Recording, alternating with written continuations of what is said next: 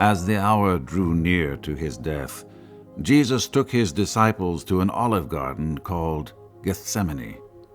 Jesus wanted to spend some time in prayer with his Father to prepare for the pain and suffering he knew he was about to face.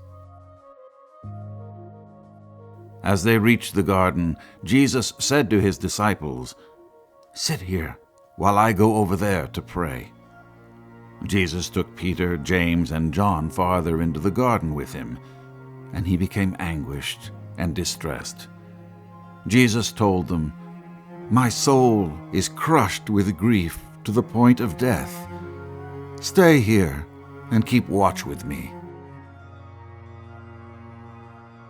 Jesus continued into the garden alone and bowed down, putting his face to the ground, and cried out his prayer, "My Father, if it is possible, let this cup of suffering be taken away from me.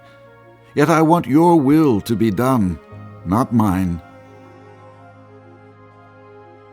Jesus returned to where he had left Peter, James, and John, and found them fast asleep under the olive trees.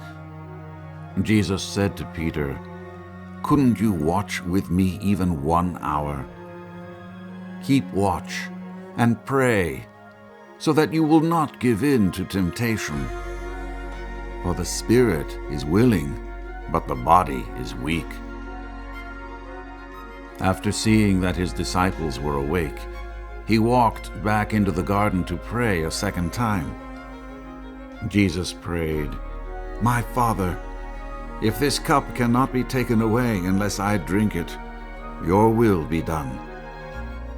When he returned to his disciples, he found them sound asleep again, for they couldn't keep their eyes open. Jesus left them to pray for a third time. Jesus prayed the same words he had said before, but as he spoke the words, "Your will be done," for a third time, Jesus came to a place of trust. His sorrow and distress were gone, leaving him fully willing to give his life to save the world from its sins, as his Father had asked him. When he returned to the disciples who had fallen asleep again, he said, "Go ahead and sleep. Have your rest. But look, the time has come.